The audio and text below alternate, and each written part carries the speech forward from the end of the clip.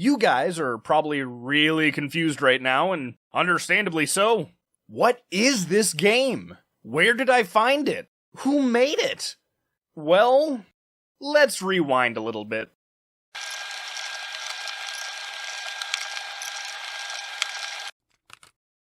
Because now, it's time to talk about MagicMaker.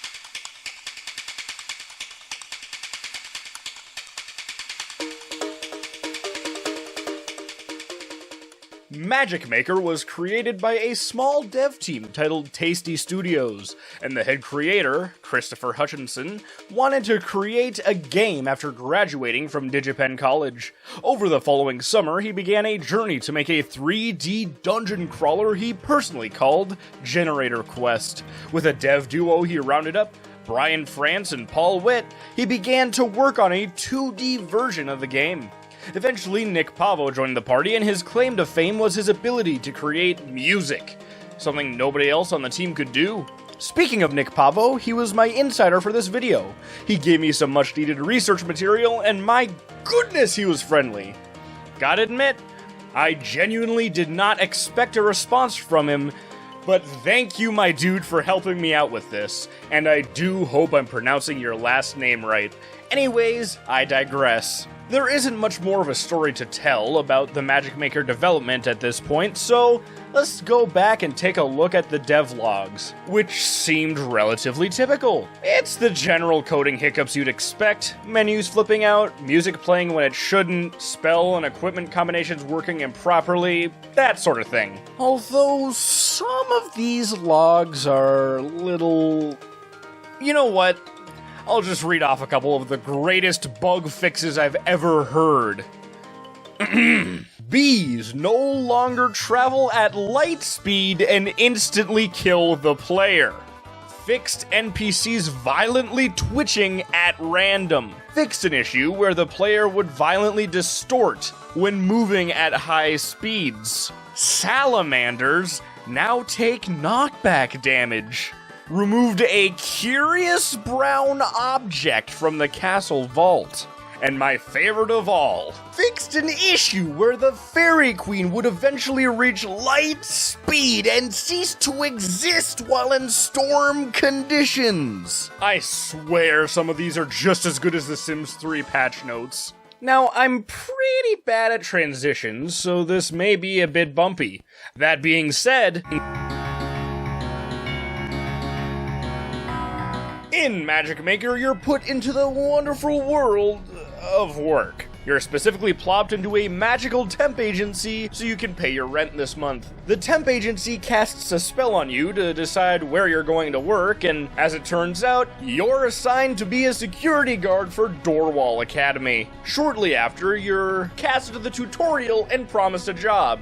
Assuming you survive the initiation, of course. When you complete the tutorial, which is quite helpful and straightforward, you're sent to your first ever level. Upon beating it, you've completed initiation and you're given a half-hearted congrats from the headmaster, who proceeds to send you out on various missions into different areas of the world, each one randomly generated. After completing a solid amount of them, you're able to do an extra dangerous mission for the headmaster. I don't want to spoil the ending for anyone who will be interested in this game, but I will say that it is hilariously ironic.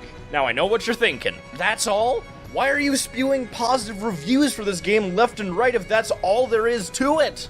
Well, that's not all there is to it. I haven't gotten into the core gameplay mechanic yet. Your magic. Yeah, it's called MagicMaker for a reason, and the title truly sums up the selling point of the game. Unlike most similar games, you go around the various levels and collect materials instead of gear. You can then mix and match said materials in your gear however you'd like, and sometimes the results can be... well, they can range from hilarious to horrifyingly efficient. Speaking of materials, they have their own unique traits. Specifically, each material has a grade to it. The higher the grade, the more powerful the abilities on the item are. Though I have personally seen some situations where the highest grade isn't really the best option, which for balance purposes and item longevity is quite impeccable. You can even craft materials with elements you find in levels using alchemy in case you want a certain effect that you just don't have yet, or the ones that you currently do have are too weak or too strong. Great, so you got materials, but what do you do with them now? Well, you're given 4 different customizable bits of gear within the game. 2 spells, which require mana to cast, a wand, which is a weaker spell, which is free to cast, unless given a material that says otherwise, and a robe, which gives you passive effects. Materials have different effects depending on if you add them to your robe or onto a spell. Spells in this case including your wand. There are 0 gear-specific materials, and every single one has a different effect depending on if it's put onto a spell or a robe. Some even have a couple bonus effects depending on what other materials you put on your spells. There is one last thing to cover within gameplay, and that's the levels themselves. In each level, there are 4 gems for you to collect. Each one gives you 1 more bonus chest at the end of a level, and collecting all 4 allows you to access a gold chest after beating the bosses that reside at the end of every level, which can actually be fought at any time you can reach their allotted areas. The gold chest houses a handful of artifacts at the beginning of a new game, and as you beat the different difficulties and challenges within all the area's levels, you gain more and more artifacts. These bad boys can give you effects from setting all foes hit by your magic on fire, to gaining an additional mana for each enemy killed until the level is exited, all the way to simply picking up items for you. Artifacts can work in tandem with your robes and magics, creating incredibly powerful or convenient combinations. Or you can add an extra level of difficulty to your run. The choices and combos are truly up to you. I've always been a sucker for games with so much creative freedom, and this game is truly among the best. Speaking of creativity in games,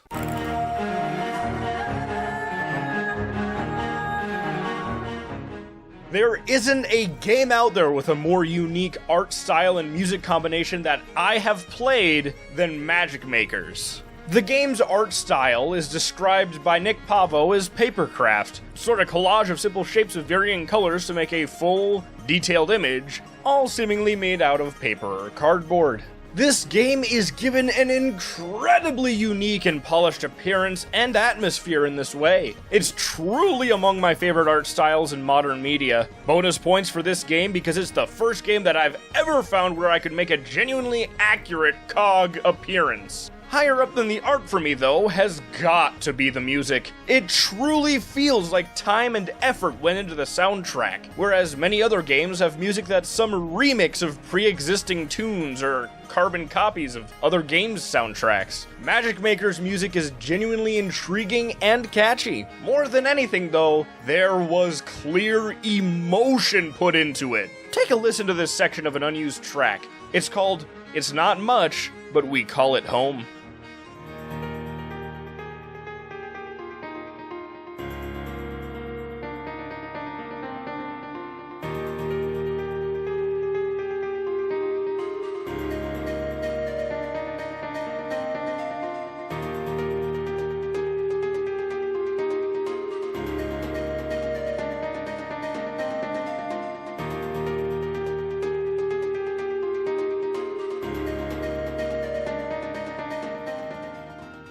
I can't help but compare it to the music used in Undertale's True Pacifist ending, or music played in Toriel's Home. The instruments are different, but the tone conveyed is the same, as is the emotional charge loaded into the theme itself. Nick Pavo, if you're watching this, I gotta say, heckin' amazing job! Just stupendous!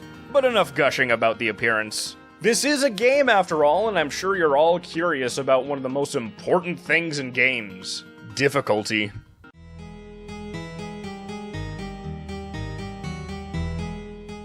As I mentioned before, difficulty in each level is really up to the player. In fact, I'd go so far as to say you need to actively look for ways to make the game easier or harder based on which materials you run. It's definitely a game that supports any playstyle. However, in general, the difficulty is what you'd expect from a dungeon crawler / platformer hybrid. Not too difficult. Luckily, fall damage isn't a thing, but having to redo progress definitely is. You can make yourself better at platforming, which makes you sacrifice combat effectiveness, or vice versa. You can make your spells into bullet hells, have a single fatal projectile, or even dash around with a sword and a harmful aura like Trunks. I reiterate, the difficulty and playstyle is up to you. However, if you're looking for a larger overall challenge, then look no further than the post-game. In the post-game of MagicMaker, you're able to create what Tasty Studios has deemed a New Game Plus. A New Game Plus is a way of increasing the difficulty of the game by starting from the beginning without losing any artifacts or materials you've gathered along the way. Enemies get stronger and harder to kill, but you also gain a new material slot in all of your gear. After the first 3 New Game Pluses, it seems as though you can't unlock any new material slots. Seems the maximum is 7. You can stop making New Game Pluses whenever you like, or just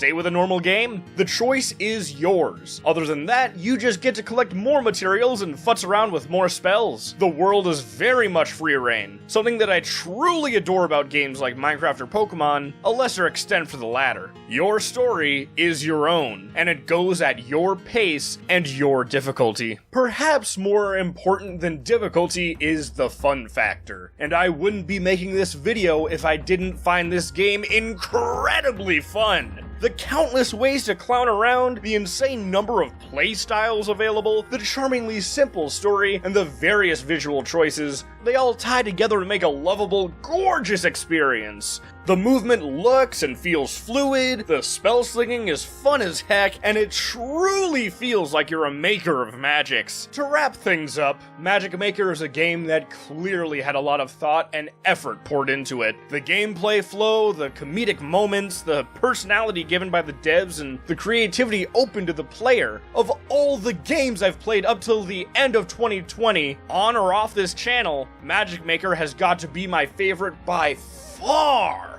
I want to thank Nick Pavo again for being such a nice dude to talk to, and for the excellent info he found me, and I want to thank all of you for watching this video. Sorry if it wasn't as comedic as most of my other vids, but I wanted this to be a sort of homage to one of my all-time favorite games. Don't forget to like, subscribe, and ding-dong the ring-rong to stay tuned. Thank you guys yet again, y'all are beautiful people.